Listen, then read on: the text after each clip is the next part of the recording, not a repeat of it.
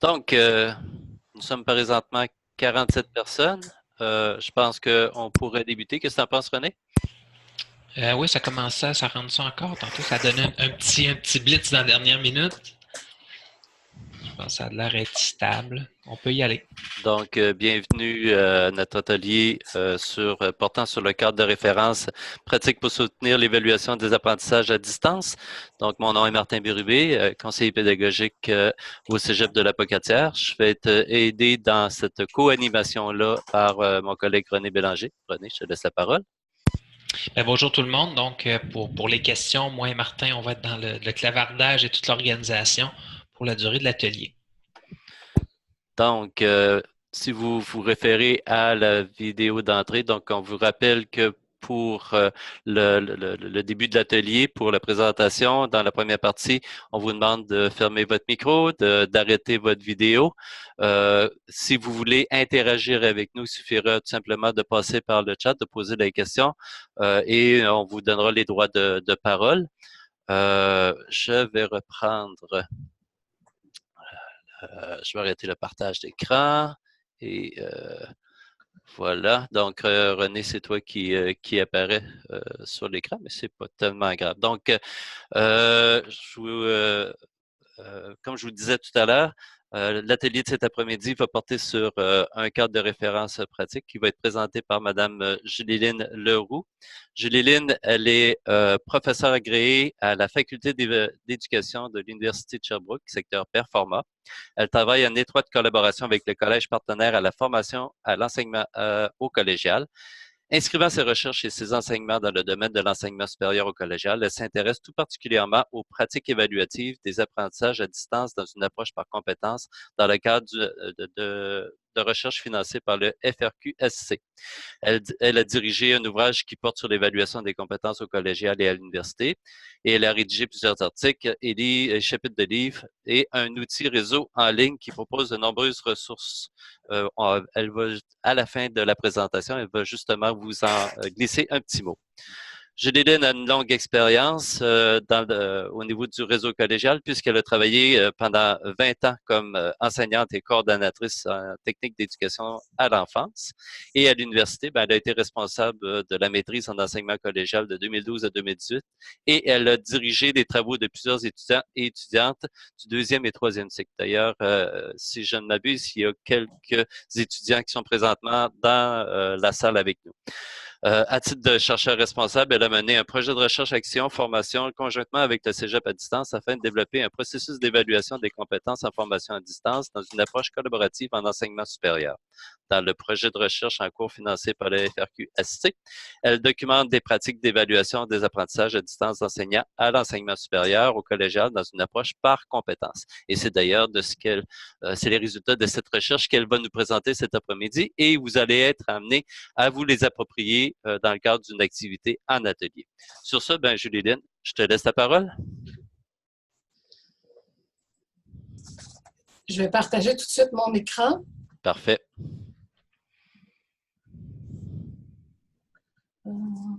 Est-ce que c'est bon ou Tu peux le mettre en mode présentation.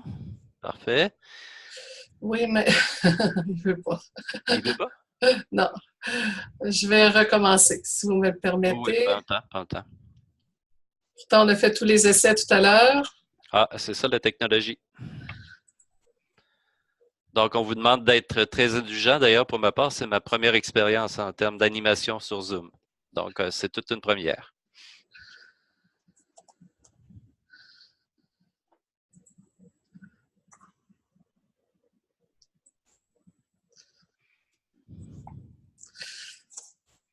Est-ce que mon écran est partagé? Pas encore. Pas encore. Là, ça devrait fonctionner. C'est bon? C'est parfait.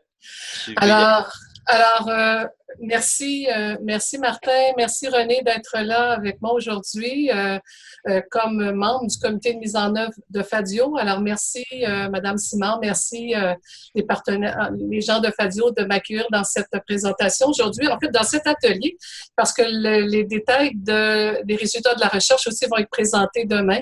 Alors pour ceux et celles qui voudront être présents et présentes avec nous. Alors je vous remercie, je remercie les gens qui sont là aujourd'hui pour participer à cet atelier-là et qui connaissent un petit peu mes travaux. En fait, depuis plusieurs années, je m'intéresse à l'évaluation des compétences. Toutefois, au cours des dernières années, comme l'a présenté Martin, l'accélération, l'intensification du développement des technologies en enseignement supérieur m'a amené à tourner mon regard vers l'évaluation des apprentissages à distance. En fait, c'est l'évaluation qui intègre les technologies et c'est ce qu'on va discuter aujourd'hui. Alors, l'atelier va se dérouler en 4 étapes ou en 4 temps, si je peux dire. Alors, tout d'abord, je vais présenter de manière assez rapide le cadre de référence que j'ai construit pour être capable d'interpréter les résultats de la recherche. Alors, c'est un cadre de référence sur l'évaluation des apprentissages à distance dans un programme en approche par compétences, puisqu'au collégial, depuis 1993, les programmes sont formulés selon une approche par compétences. Ils se sont davantage développés autour des années 2000 dans l'ensemble des programmes. L'ensemble des programmes sont par compétences. Dans un deuxième temps, on va expérimenter, à la suite de la présentation, un modèle de fiche pratique que j'ai construit qui découle du cadre de référence.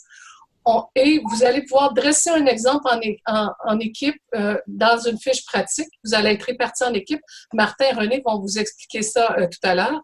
Et on va terminer en partageant un défi pédagogique et technologique, un ou des défis que vous observez que pose l'évaluation des apprentissages à distance. Alors, les 3 temps de l'atelier ou du déroulement de l'activité, on va explorer le cadre de référence, on va s'approprier, construire, co-construire ensemble en équipe et partager des défis et éventuellement nos conclusions. Présentement, on le voit bien, le plan que le gouvernement a mis de l'avant, le plan d'action en éducation d'enseignement supérieur qui touche le numérique, propose beaucoup de bénéfices, entre autres que les apprenants soient engagés, que les enseignants soient formés, qu'il y ait des approches innovantes, qu'il y ait de la collaboration. À droite, si vous regardez dans l'écran, j'ai mis une bascule pour montrer les défis que va poser l'intégration du numérique aussi. Alors, l'intégration des technologies à l'évaluation des apprentissages va amener des défis au niveau de l'évaluation des compétences, de la sécurité, de la crédibilité, entre autres ce qu'on appelle le plagiat dans nos systèmes, et ça va demander une adaptation des pratiques évaluatives et des politiques. En fait, cette adaptation-là, moi, c'est ce qui m'intéresse, c'est vers lequel je pose mon regard. Alors, qu'est-ce que de l'évaluation des apprentissages à distance? Alors, c'est un concept que j'ai construit à partir des travaux de recherche aussi que j'ai fait avec Colette Daudelin, Isabelle Nizet, lorsqu'on a documenté des pratiques dans 9 facultés de l'Université de Sherbrooke. Dans le cadre d'un projet FQRSC, en fait, FQRSC, présentement, le Fonds Société Culture, finance le projet de recherche que je vous présente. Alors, je tiens à les remercier également. Alors, l'évaluation des apprentissages à distance, c'est un processus. C'est un processus qui permet de recueillir des informations sur l'apprentissage réalisé par l'étudiant, à interpréter ces informations-là dans le but de porter un jugement et de prendre la meilleure décision dans 2 buts, au niveau de la qualité de son enseignement et au niveau du niveau d'apprentissage de l'étudiant. Alors, l'évaluation des apprentissages à distance fait appel à différents degrés à l'intégration des technologies et des outils web. Et cette évaluation-là est repérable dans des contextes d'enseignement et d'apprentissage dans différents modes, c'est-à-dire présentiel enrichi, hybride et en ligne, à travers des activités d'évaluation formelles et informelles selon des modalités synchrones et asynchrones. Est-ce que ça va pour tout le monde? J'entends des bruits. Je ne sais pas si quelqu'un a son micro ouvert. OK. Alors, l'évaluation des apprentissages à distance, ce qu'on voit, contient beaucoup de mots, beaucoup de notions. Alors, on va aller voir ça tranquillement pour mieux comprendre là, ce que ça peut impliquer d'évaluer les apprentissages à distance. Alors, lorsqu'on veut évaluer les apprentissages à distance, on voit que dans les collèges, dans les établissements, l'enseignement et l'évaluation est quand même balisé par des politiques. Hein? Tout le monde connaît la politique institutionnelle d'évaluation des apprentissages qui vient conditionner ou influencer les pratiques. Dès qu'on évalue, que ce soit dans une intention formative et sommative ou certificative, je vais y revenir, à l'aide des technologies, bien, il y a des problèmes épineux qui vont se présenter, des problèmes de la vie quotidienne, mais qui peuvent devenir des problèmes qu'on doit résoudre.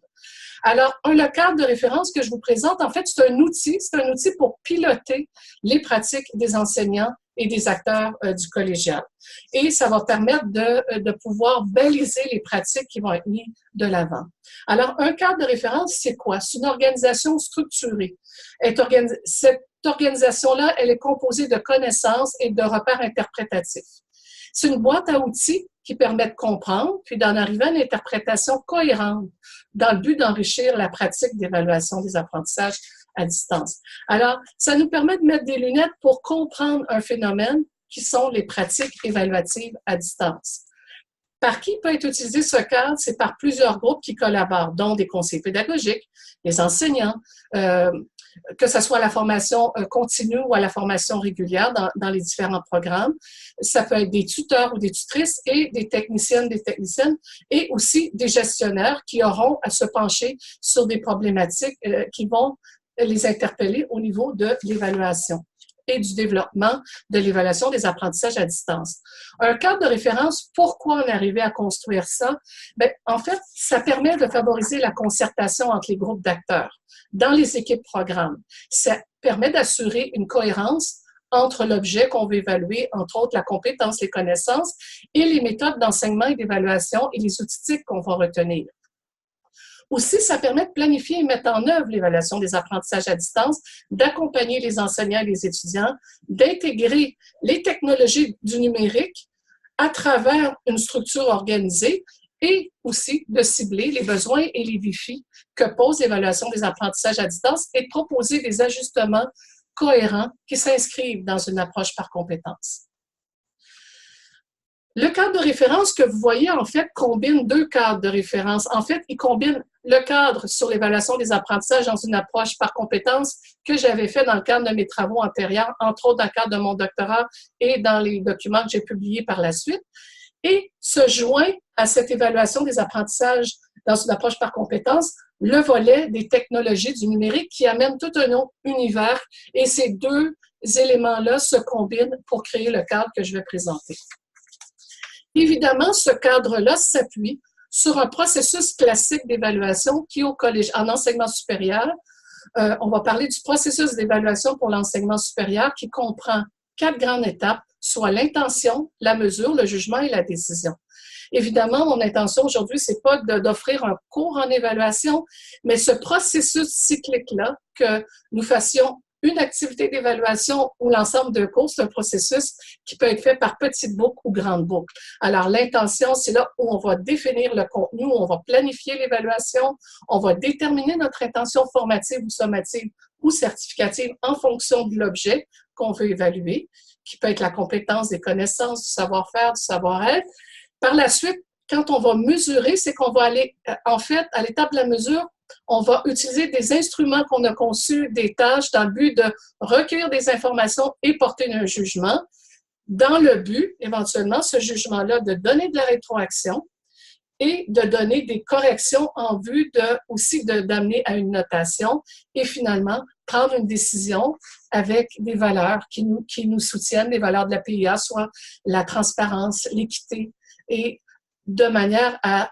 Il y a 2 types de décisions qu'on peut prendre. Des décisions de type administratif, soit donner une note, un résultat, ou planifier l'aide qu'on veut offrir à nos étudiants et nos étudiants. Alors, le cadre de référence de l'évaluation des apprentissages à distance, finalement, comprend plusieurs dimensions que vous avez à l'écran. Ces dimensions-là vont du plus général au plus particulier et on peut entrer où on veut. Il n'y a pas une seule entrée, il n'y a pas une hiérarchie entre les dimensions. On ne doit pas commencer par une pour aller vers une autre. C'est en fonction des questions qu'on va poser. Alors, les différentes questions qu'on peut poser, entre autres, peuvent toucher tout d'abord l'approche programme. Ça veut dire l'ingénierie du programme, la planification globale, la cohérence pédagogique. On peut poser des questions sur est-ce qu'on veut offrir des formations de type hybride ou tout en ligne dans notre programme, etc. Mais à travers les cours, les activités du programme, il y a des questions qui vont se poser au niveau de l'évaluation à ce niveau. Dans dans une autre dimension, on va se poser la question, on va évaluer depuis où? À quel endroit? Est-ce qu'on va être dans du présentiel enrichi, c'est-à-dire en salle de classe avec des technologies? Est-ce que nous allons être dans des modalités hybrides? Et ça, il y en a tout plein de modalités hybrides. Entre autres, la classe virtuelle que j'ai mis tout en bas est une modalité hybride qui combine à la fois de la présence et de la distance. Et il y a les modalités tout en ligne qu'on appelle online course. Et par la suite, vous avez l'intention. Quelle intention je vais avoir quand j'évalue? Est-ce que j'évalue dans une intention diagnostique, formative, sommative ou certificative? Et quels seront les rôles? Le rôle de l'enseignant et le rôle de l'étudiant à travers ces différentes intentions d'évaluation. Et le qui, en fait, ce que je viens de mentionner, quel est le rôle de l'étudiant et de l'enseignant. Et finalement, le comment, c'est le noyau dur que j'appelle un petit peu de ce cadre-là, qui sont l'ensemble des méthodes que je vais combiner pour évaluer soit les tâches, les instruments, les outils TIC et l'interaction entre l'étudiant contenu, étudiant-enseignant et étudiant-étudiant. Finalement, le quoi, qui est la première porte d'entrée qui commence déjà dès l'approche programme et à chacune des étapes, qu'est-ce que je vais évaluer? Qu'est-ce que je veux évaluer en fonction, qu'est-ce qui m'amène à évaluer à travers les technologies? Alors, si on revient dans l'approche programme, comme je vous le mentionnais, l'approche programme, c'est vraiment là où on va faire l'ingénierie du programme. Et ça, on ne peut pas passer outre cette étape-là. On le faisait déjà dans l'approche par compétences sans user des technologies. Alors, l'intégration des technologies nous demande de conserver cette cohérence pédagogique-là, cette planification de programme de manière à articuler les compétences à travers l'ensemble du programme pour éviter de répéter et s'assurer du développement des compétences, de toutes les compétences du programme tout au long du cours, du programme, pardon, dans chacun des cours. Maintenant, on parle d'alignement, ça veut dire la place de chaque cours au regard du programme. L'approche programme nous amène aussi à planifier l'évaluation des compétences dans une approche programme, dans une logique où on va dire la compétence se développe jusqu'à quel niveau dans quel cours. Alors, entre le profil d'entrée et le profil de sortie, c'est là où on va mettre le curseur, et vous le voyez au milieu. On va mettre le curseur pour situer à quel endroit se trouve le cours dans l'ensemble du programme. Et à travers le cours, on va identifier quelle est la compétence ciblée, quelles sont les méthodes pédagogiques qu'on va utiliser et quelles sont les méthodes d'évaluation qui vont être privilégiées pour évaluer l'atteinte de la compétence au terme du cours. J'aime bien l'image de Lebrun qui parle, lorsqu'on parle de cohérence pédagogique, d'une boussole. L'avènement des technologies amène une panoplie d'outils TIC. Il y en a tout plein. Le web offre tout plein d'outils. Maintenant, on est comme dans un océan d'outils numériques et je pense que ça ira pas en diminuant.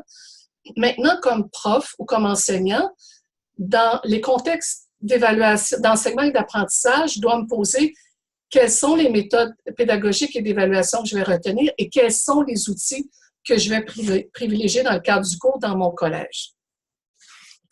Alors, comme on l'a dit plus tôt, quand on l'a vu dans le cadre, tout d'abord, on avait l'approche programme et par la suite, on a les contextes d'enseignement et d'apprentissage.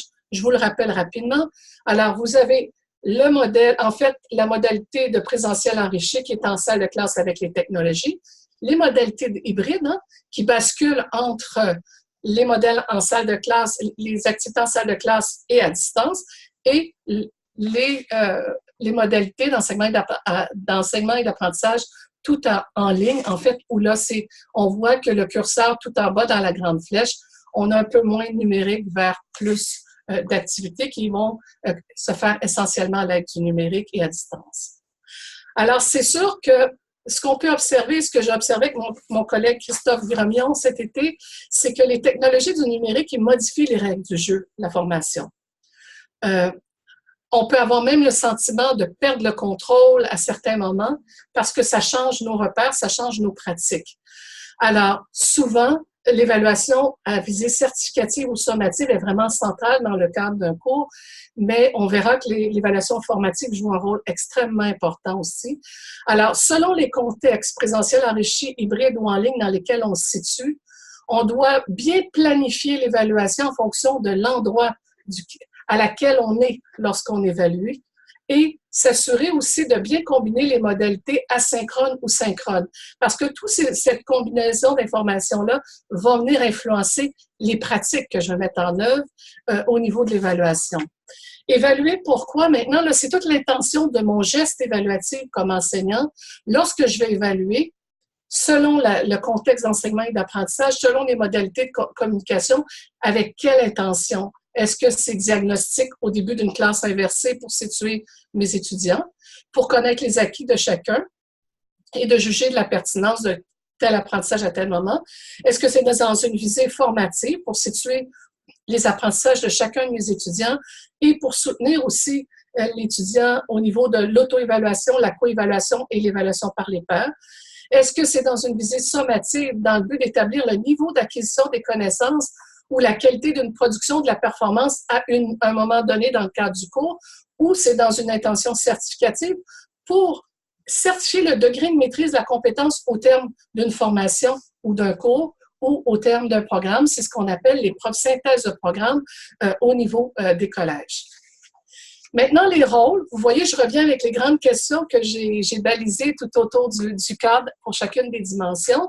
Les rôles de l'enseignant et de l'étudiant peuvent être pluriels à travers l'évaluation des apprentissages à distance. Ils sont influencés par les paradigmes. Ça veut dire que ma conception, mes croyances au niveau de l'évaluation. Alors, dans certains paradigmes, l'enseignant joue un rôle plutôt passif et il va donner le rôle actif à l'étudiant. Et dans certains cas, c'est l'étudiant qui va jouer un rôle passif. Alors, dans un paradigme centré sur l'enseignement, on va faire beaucoup d'activités pour que l'étudiant puisse en faire énormément. Toutefois, l'étudiant prend peu de décisions, il participe plus à son évaluation, à celle de ses pairs, et il construit plus. Alors, à ce moment-là, on serait plus dans un paradigme centré sur l'enseignement. Lorsqu'on l'amène même à distance à faire des tâches complexes, à travailler en équipe, à s'autoréguler à l'aide de grilles, etc., on l'amène dans un paradigme centré sur l'apprentissage et il joue un rôle davantage actif. C'est un constructeur, un collaborateur et dans son équipe, à certains moments, il peut agir comme un expert. La posture de l'enseignant, vous pourrez consulter un article qui est disponible dans Pédagogie collégiale, mais la posture de l'enseignement peut être diverse. Est-ce que dans les cours en ligne ou dans l'évaluation des apprentissages à distance, on va adopter une posture plus de contrôleur ou de pisteur talonneur dans une logique de contrôle, ou on va s'inscrire dans une posture de conseiller ou de consultant dans une logique d'accompagner les étudiantes et les étudiants. Maintenant, quand on arrive au comment évaluer, ce que je vous disais, le noyau dur, la compétence, en fait, évaluer des compétences, ça demande de réaliser des tâches complexes, des projets, des mises en situation, des simulations. Maintenant, les technologies vont nous permettre d'utiliser des captures vidéo d'une situation de travail, des questions-réponses de manière dynamique, de réaliser des exercices à partir de captures de vidéo qui vont être des tâches un peu plus complexes, de manière à développer la compétence. Maintenant, lorsqu'on fait des tâches, il faut avoir des outils pour recueillir les traces de la réalisation de ces tâches-là. Alors, ça peut être des portfolios numériques, ça peut être la vidéo, ça peut être le journal de bord, ça peut être, lorsqu'on va aller vérifier des éléments plus pointus, ça peut être des questions d'examen. Et pour porter jugement, c'est un autre type d'outils. On va utiliser toutes sortes de grilles pour situer l'étudiant au regard du développement de sa compétence et de ses apprentissages. C'est là qu'on va utiliser des outils de jugement qui peuvent être des grilles à échelle descriptive, des grilles à échelle uniforme ou des grilles, ce qu'on appelle des listes de vérification ou des checklists. Alors, avec Colette Daudelin, Isabelle Nizet, Sébastien Bella et Jean Goulet, lorsqu'on a fait l'étude au niveau des facultés, nous sommes allés chercher les travaux de Liane et Crazy. On avait fait ces travaux-là avec ma collègue Sassane Lacal aussi. Ce qui est intéressant avec Liane et Crazy, c'est qu'ils présentent les types d'évaluation selon 5 catégories lorsqu'on utilise les technologies. Alors, la première catégorie, on la connaît bien, c'est l'examen ou les tests. Et la deuxième catégorie, dans les travaux, j'ai documenté au niveau des pratiques au collégial, on la connaît bien aussi, c'est tout l'aspect des travaux écrits. Alors, les tâches complexes, on demande des productions écrites aux étudiants. Maintenant, les 3 dernières catégories, on est vraiment, à partir des tâches complexes, au niveau de la démonstration de compétences, on est vraiment dans des tâches ou des types d'évaluation qui posent des défis lorsqu'on utilise les technologies. Un, la démonstration de compétences. Alors, faire des productions complexes qui répondent à des attentes professionnelles terminales ou pré-terminales et faire des performances en étant filmées, comme en contexte réel ou en contexte simulé, ça pose un défi. 2 types d'évaluations qui se sont ajoutés grâce aux technologies, je vous dirais entre autres avec les environnements numériques d'apprentissage comme Moodle, c'est l'aspect de la collaboration. Ça veut dire la mise en relation dans un espace virtuel, une interaction, une interdépendance entre des étudiants dans le but de produire ensemble. C'est-à-dire qu'on soit ensemble dans une salle de travail en équipe sur VIA ou à travers un espace Moodle. En fait, la collaboration, c'est de produire ensemble et construire des apprentissages ensemble aussi. Et le dernier niveau, c'est la participation, le dernier type d'évaluation, pardon. C'est une communication, c'est un type de communication, entre autres sur les forums, sans obligation d'interaction. Alors, je peux rendre public une production, un commentaire, et il peut y avoir pas nécessairement une interaction au même moment qui va être fait par mes collègues ou les personnes qui vont intervenir sur le forum. Évaluer comment, toujours dans le noyau, ça demande aussi d'interpeller l'éthique et le Web 2.0 qui offre tout plein d'outils gratuits. Alors que ce soit des logiciels et des questionnaires en ligne, de l'envoi, de la réception de documents, suivi d'activités des apprenants, il y a tout plein d'outils TIC qui nous permettent ça.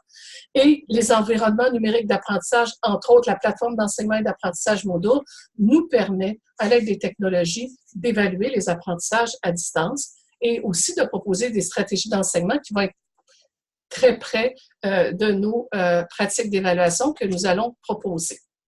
Alors, si on met tout ça en relation, en fait, les premières rubriques, ce qu'on peut voir, c'est en lien avec les types de tâches, l'examen, travail écrit, démonstration de compétences, collaboration, participation, les types d'évaluation, on peut avoir des tâches qui sont proposées. Et en lien avec ces tâches qui sont proposées, on peut avoir des instruments pour recueillir les données et d'autres pour porter jugement. Et dans la dernière colonne, il y a une panoplie d'outils, j'en ai mis quelques-uns, TIC et du web, qui peuvent être associés à chacun des types d'évaluation. Bien, ça peut varier à l'infini. Alors, regardons démonstration de compétences.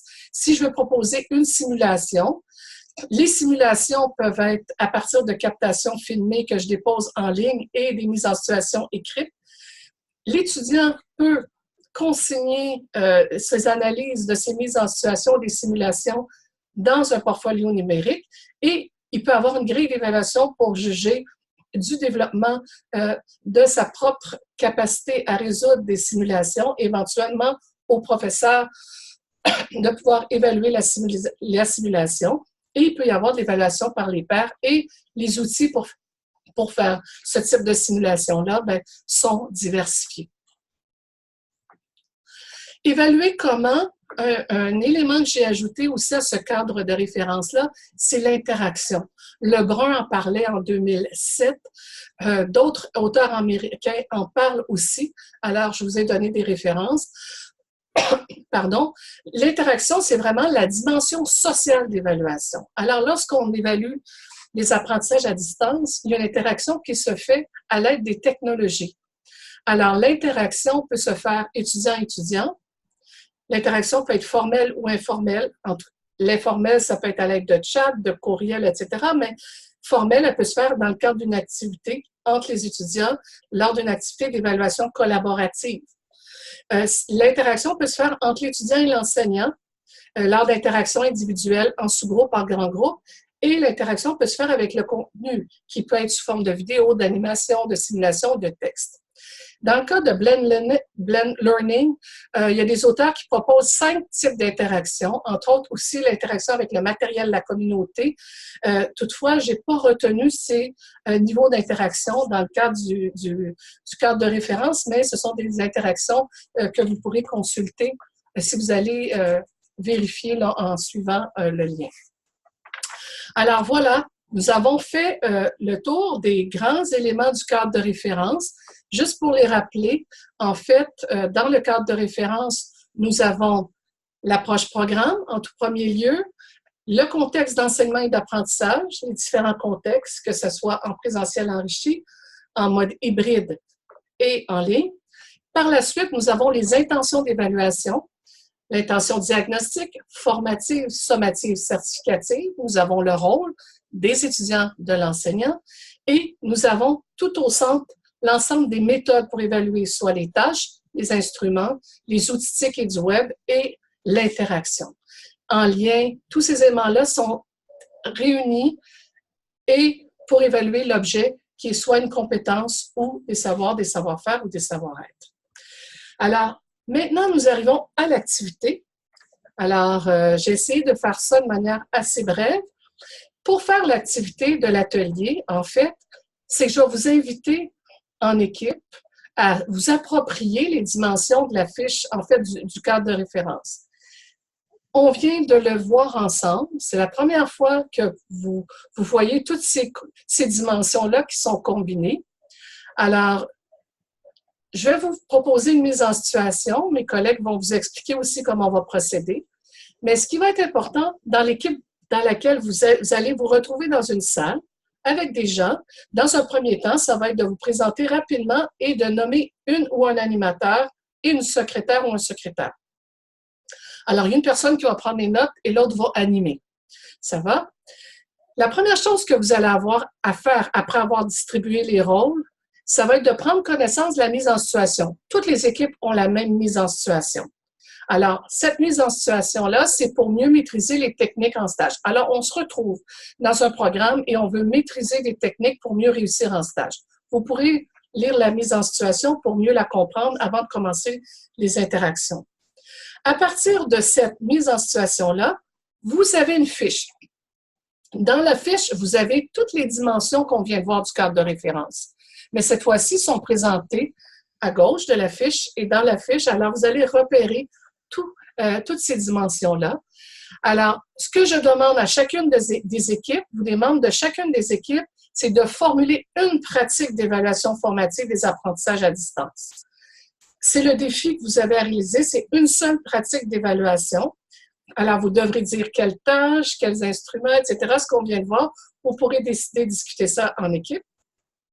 Et on demande à chaque équipe d'identifier un défi pédagogique et technique lié à l'évaluation des apprentissages à distance. Alors, cette activité-là devrait prendre maximum 30 minutes afin qu'on puisse revenir en équipe et faire un partage à la suite du travail de chacune des équipes. Alors, je vais laisser Martin et René vous guider vers les salles.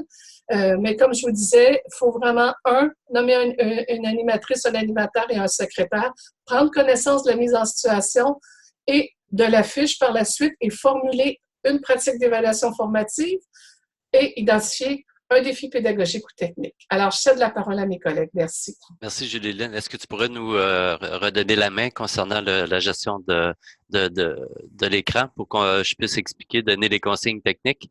Donc, ce ne sera pas long. Je vais prendre de vous expliquer où on se retrouve. Oups, c'est pas la bonne, excusez-moi. Je reviens. Comme je vous le disais tout à l'heure, soyez indulgents avec moi. Je pense qu'on voyait les équipes tantôt, oui. Oui. Okay, donc, en principe, je fais un petit peu d'espace pour expliquer. Je ne sais pas, peut-être que moi, je ne le vois pas. En tout cas, je donne l'information. Est-ce que tu vois, René? Nous autres, on le voit bien, oui. OK. Donc, vous avez l'endroit où vous allez récupérer l'ensemble des documents pour bien travailler. Attendez avant de fouiller. Essayez pas de reproduire l'adresse URL dans le haut de la page. Ça serait peut-être un peu trop long. Tout à l'heure, dans le chat, je vais vous envoyer l'adresse raccourcie pour que vous puissiez y accéder. Donc, comme le disait Julie-Lynne, c'est la porte d'entrée pour accéder aux fiches pratiques et à la mise en situation. Donc, ce qu'on vous invite à faire dans un premier temps, lorsque vous serez dans les équipes, ça va être d'aller consulter la mise en situation qui est en lien avec le défi qu'on vous propose. Et vous allez remarquer que par la suite, vous avez la fameuse fiche à remplir en équipe. Donc, vous allez observer les règles que Julie-Lynn vous a données tout à l'heure et vous allez avoir en équipe à déterminer, à répondre aux informations qui se retrouvent dans cette grille-là. Mais pour pouvoir accéder à chacune de vos équipes, ce qui est bien important, là, quand René va vous donner le lien puis qui va vous envoyer dans vos salles, chaque salle porte un numéro de 1 à 9. C'est bien ça, René? Oui, c'est ça. Donc, quand vous allez être rendu dans votre salle, il suffira tout simplement de cliquer sur l'hyperlien de votre groupe pour pouvoir compléter. Donc, vous avez une fiche dans le Google Doc qui va vous permettre justement en équipe, puis n'hésitez pas aussi de vous nommer en passant pour bien indiquer qui a fait partie de l'équipe. Et vous avez 30 minutes pour réaliser l'activité. Martin, est-ce que je peux juste donner une petite précision? Bien sûr. Alors, si vous voyez la fiche que vous avez à l'écran, si Martin, tu peux la dérouler. Alors, vous avez vraiment les dimensions. Approche programme qui était la grande dimension. L'objet, quelle est la compétence? En lisant la situation, vous allez voir, la compétence va être précisée. Les situations d'enseignement, alors vous devrez déterminer en fonction de la situation où vous vous trouvez, quelle modalité. Dans quelle intention? Ici, on est vraiment dans la rubrique formative. Alors, voyez-vous la colonne formative, le camp, le rôle de l'étudiant, de l'enseignant, les tâches et les instruments sont tout à gauche, mais vous allez pouvoir prendre les décisions en regard de l'évaluation formative. Et par la suite, vous avez l'outil éthique, les interactions. Et par la suite, vous avez défis pédagogiques et technologiques. Voilà. Alors, c'est vraiment les dimensions qu'on a vues dans le cadre que vous allez discuter ensemble pour proposer une situation d'évaluation formative en fonction du contexte du problème qui vous est proposé. Merci. Bienvenue. Donc, je vous envoie l'hyperlien. C'est à cet endroit-là que vous allez pouvoir récupérer. René, tu peux lancer les équipes. Donc, on va vous lancer en équipe. Donc, vous allez être invité à rejoindre l'équipe qu'on vous a attitrée. Si jamais là, vous perdez la connexion, vous pouvez revenir toujours avec le lien qu'on vous a envoyé pour débuter la rencontre. Là. Donc, vous pourrez toujours nous retrouver là-dedans. Et nous, on va aller visiter les équipes, là, en fait. Donc, si vous avez des questions, on va voyager à travers les équipes. Donc, je vais... Là, y a quelque chose qui a changé? N'oubliez surtout pas de prendre en note le numéro qui va vous être attribué. Il va y avoir un petit message qui va vous dire joint le room 1, 2, 3, 4. C'est ce numéro-là que vous devez prendre en note pour pouvoir travailler dans le document.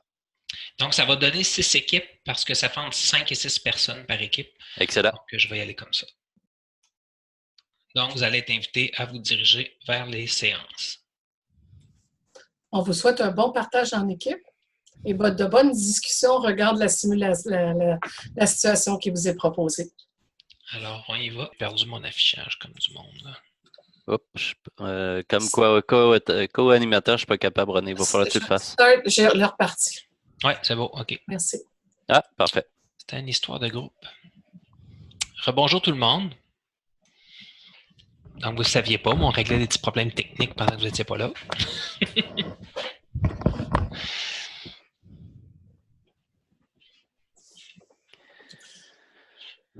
Ah, je t'ai changé d'équipe. Ah ouais, ça doit être dans mes tests, Marie-Josée. T'es kické. J'ai changé de groupe. J'ai dit, elle est bonne, elle va aller supporter les autres. René, je suis content de voir que tu as réussi à retrouver ton groupe. Oui, mais c'est juste constat comme ça par rapport à Zoom. C'est difficile de gérer les équipes. Je compare toujours avec VIA parce que quand on veut changer les gens d'équipe, on ne voit pas dans quelle équipe on les envoie. On voit juste le nombre de personnes qui sont dans cette équipe-là. Fait que comme vous étiez tous à 5 ou 6, je ne savais pas où envoyer Juline. C'était un guess à chaque fois de savoir dans quelle équipe qu'elle allait se ramasser. Fait que ça, on l'a noté. Là, c'est une petite amélioration qu'il y aura à faire. Donc, Mme Marcel est de retour avec nous. En plus, je me suis retrouvée avec Nelson. Ah, c'est tellement chanceuse, Marie. Misère. Ça va recommencer les vieilles chicanes, non? Alors, on va vous donner des tours de parole chacun. On a quelques minutes pour revenir sur la mise en situation. En fait, vous avez expérimenté des rubriques de cette mise en situation-là à partir du cadre de référence. Moi, j'aimerais ça voir avec vous des défis pédagogiques ou technologiques que ça peut poser. Alors, rapidement, je ne crois pas qu'on va avoir le temps de faire le tour de toutes les équipes parce qu'il est 16h18. Mais si vous y allez rapidement, peut-être qu'on va avoir le temps là, de prendre plusieurs défis pédagogiques et technologiques que j'ajouterai à la présentation qui sera disponible. Alors, qui veut commencer? Alors, Martin, je te laisse donner les tours de parole. On pourrait peut-être commencer avec l'équipe 1. On y va avec les gens qui lèvent la main, c'est peut-être plus facile ou… J'ai pas vu personne lever la main. Je peux y aller, Martin. Marie-Josée, elle me pousse pour que je commence. Donc, au défi pédagogique, en fait, c'est l'évaluation formative en ligne par les étudiants. Alors, pour vous, le défi, c'est vraiment de faire de l'évaluation formative en ligne comme telle. Oui. Parfait. Est-ce que vous avez identifié un défi technologique? Bien sûr. Un petit peu. Ouais. Les outils nécessaires pour faire l'enregistrement. Je suis en train de l'écrire en même temps que je vous parle. OK. Est-ce qu'on peut vous laisser écrire les autres qui vont être proposés? C'est fait. Excellent. Alors, les outils nécessaires pour faire les enregistrements, alors on voit que si on veut leur proposer des mises en situation ou enregistrer des captations, déjà ça, c'est un défi pour faire des mises en situation formatives. C'est bien à ça que vous pensez ou d'autres types d'enregistrements? Non, c'est que les étudiants, parfois, n'ont pas le matériel nécessaire. Puis nous, on voulait faire de l'évaluation par les pairs. Donc, comment filmer 2 personnes qui sont en train de faire des actions, parce qu'on le sait que ça prend minimalement 2 personnes pour manœuvrer une civière. Donc, c'était ça qu'on soulevait comme interrogation. Excellent. Alors, c'est quand même un défi technologique qui est quand même à réfléchir pour faire cette proposition-là. Ouais. Merci. On va passer à une autre équipe. Quelqu'un qui voudrait équipe soulever… numéro 2. Oui. Madame Parr. Oui. Nous, on a opté pour… ça dépend du modèle hybride qu'on avait. Là. On a opté pour un modèle, en fait, bimodal, des gens en présence et à distance en même temps. Puis, on suggérait en 3 temps une évaluation, la présentation d'une vidéo qui comportait des pratiques, des bonnes pratiques et des pratiques erronées, avec la mise à disponibilité d'une grille d'observation que les étudiants devaient compléter, autant ceux en présence qu'à distance.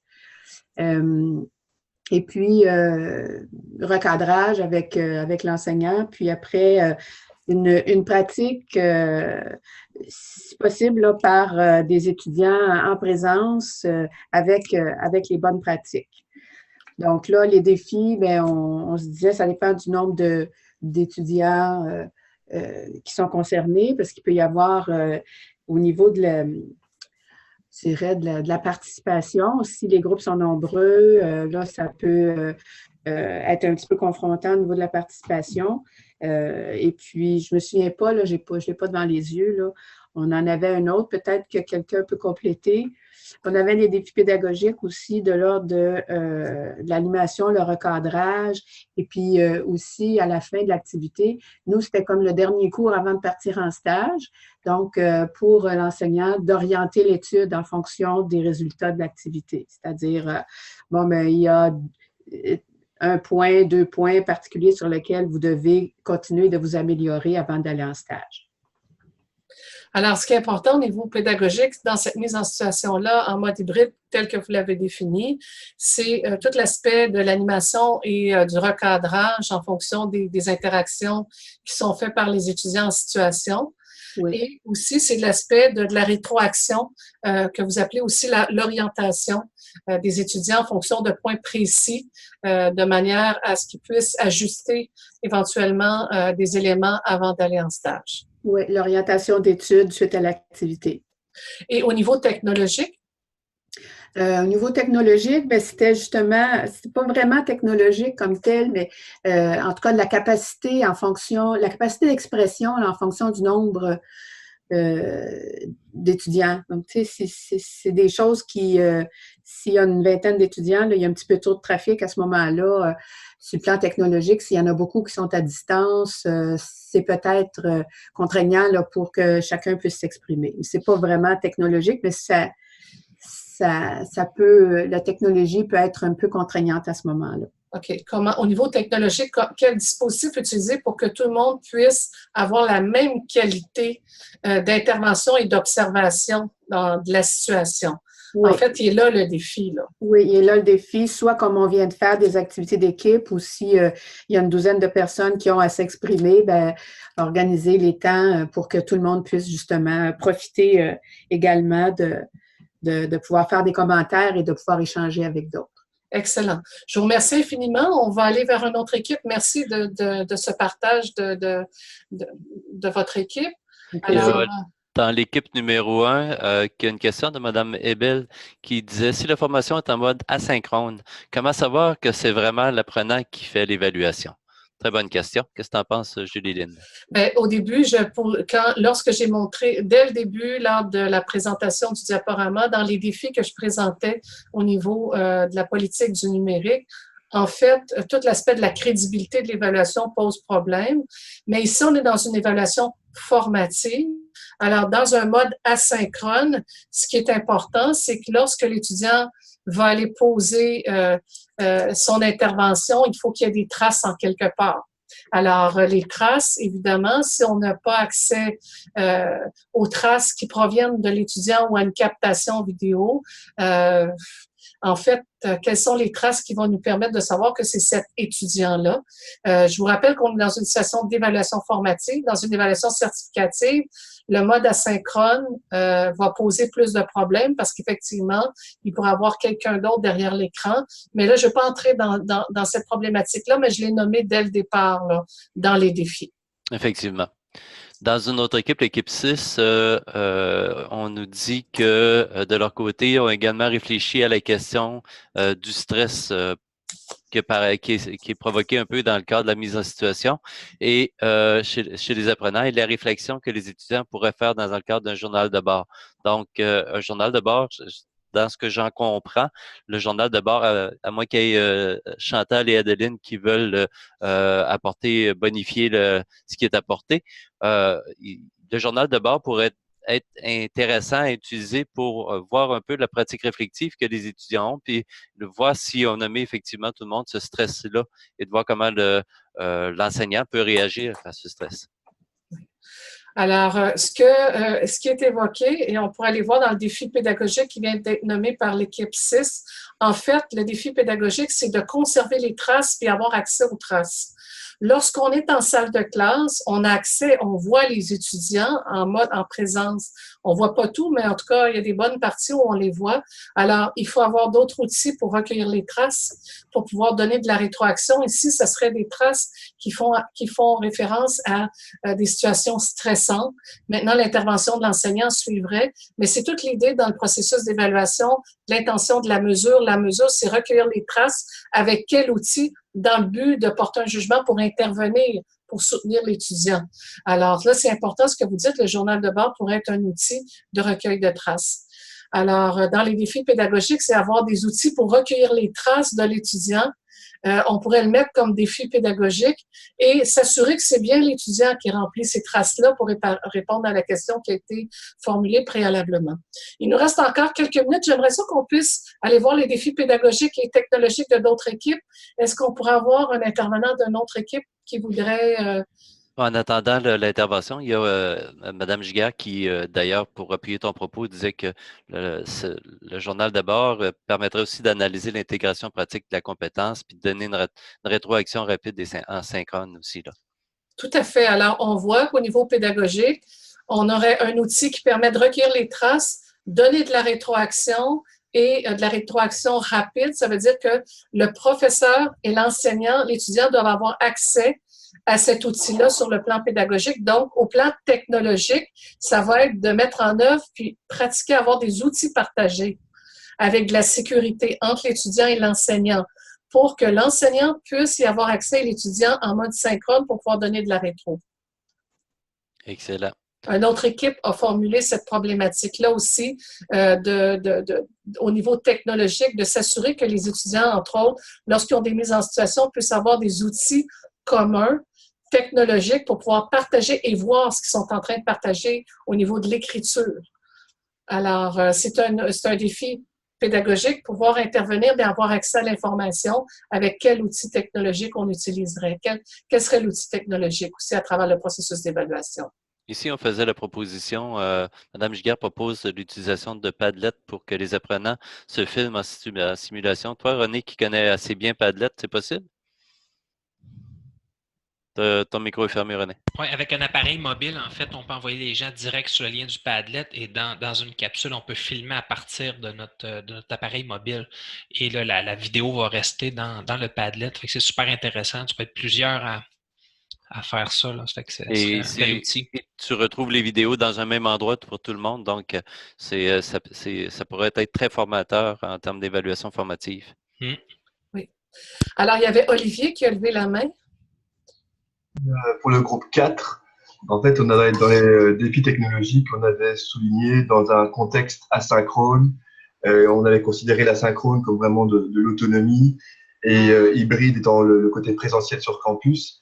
Donc, dans les défis technologiques asynchrones, de la partie hybride, c'était la capacité technologique de l'enseignant de créer de la capsule. Parce que la première activité pédagogique était la création d'une capsule de simulation pour permettre d'explorer le matériel nécessaire. Donc, on avait pris l'objectif pédagogique, préparer le matériel avant l'intervention. Et ça, c'était autant pour l'enseignant, autant pour le professeur que pour les étudiants, c'était la compétence technologique au niveau de la production, mais aussi au niveau de l'adoption, grosso modo. Et au niveau des défis pédagogiques, le document, on avait mis la compréhension des consignes, parce que quand bien même c'est de l'asynchrone, il y a encore souvent parfois la problématique de la compréhension de la consigne. Peut-être le professeur prend pour acquis que la consigne est comprise, ou peut-être que parfois le groupe a des difficultés à comprendre les consignes. La participation des élèves dans un défi pédagogique en asynchrone, et la gestion du temps ou la charge de travail pourrait être aussi un défi, puisque du côté asynchrone, il y a moins de suivi, puisqu'ils sont davantage en autonomie dans le rôle d'étudiants arpenteurs. Alors, ça, c'était les défis pédagogiques. Et pour les défis technologiques, c'était la production, parce que le professeur en modèle asynchrone, son rôle devient aussi un rôle de producteur de contenu. Et puis, c'est ça. Donc, l'adhésion à tous ces supports technologiques. Alors, ce qui est intéressant dans ce que vous soulevez, c'est qu'on peut mettre les étudiants en situation formative en mode asynchrone, mais comme vous le dites, il faut être capable de produire des vidéos, entre autres, c'est ce que vous parlez de capsules vidéo, et ça amène un défi technique chez l'enseignant, et aussi de s'assurer de la validité, de la qualité de ce qu'on présente aussi, que ce soit des matériaux pédagogiques en enseignement supérieur de qualité, et puis tout à gauche, et s'assurer de la sécurité de ces documents-là aussi, qui restent dans un environnement éducatif. Hein. Et ce que vous dites, c'est tout l'aspect des consignes, gestion du temps, rétroaction à l'étudiant. Ça vient des défis pédagogiques en lien avec cette activité-là aussi. Excellent, merci. Est-ce qu'on a le temps pour une autre équipe avant de conclure? Alors, on voit que vous avez bien, chacune des équipes a vraiment exploité les rubriques de la fiche. Je vous remercie.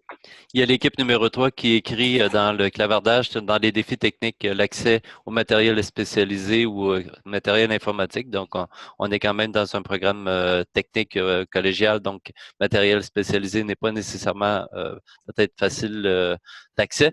La robustesse aussi des outils informatiques ou de la bande passante, une problématique qu'on retrouve bien souvent en région en termes de bande passante. Effectivement. Alors, entre le souhait et la réalité, il peut y avoir des écarts, c'est-à-dire entre la scénarisation de l'activité formative qu'on souhaite proposer et le soutien technique du matériel, il peut y avoir un écart. Alors ça, c'est à vérifier aussi pour être capable de proposer des activités qui puissent être, qui soient viables, en fait. Tout à fait. Oui, bon, voyant l'heure, je vais faire excusez l'expression latine, mon casseur de party. On serait peut-être au niveau, je prendrais peut-être deux questions de la part des participants et il me resterait plus qu'à faire les remerciements. Donc, si vous voulez participer, vous levez la main ou encore vous écrivez votre question dans le clavardage, faites-nous connaître votre intention.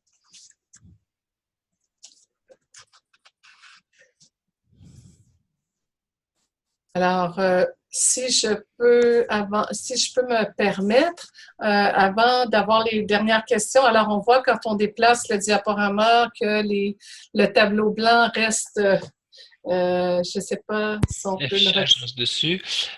On peut peut-être effacer. Qui est-ce qui... René devrait être en mesure de pouvoir effacer. Bonne question, non. Ah, ça s'en va. Quelqu'un est en train d'effacer. OK.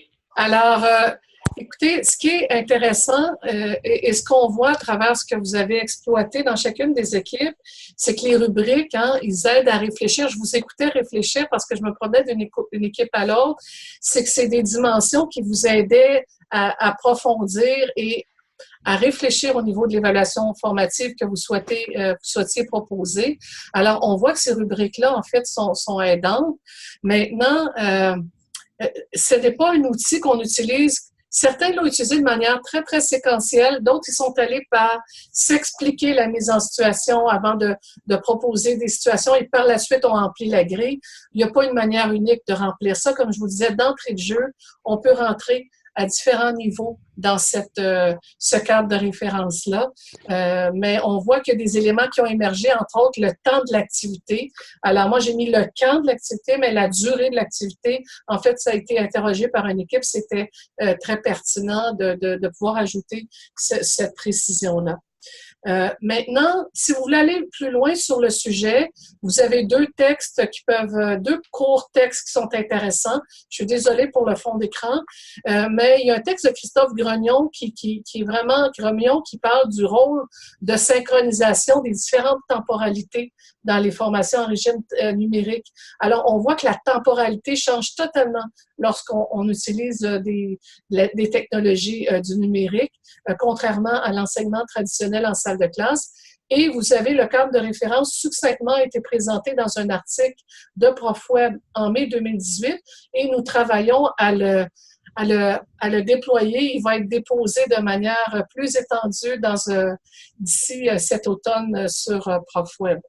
Alors, en terminant, vous avez aussi tout plein d'activités qui sont disponibles en ligne gratuitement, qui ont été faites dans le cadre d'un projet de recherche avec l'équipe du Cégep à distance.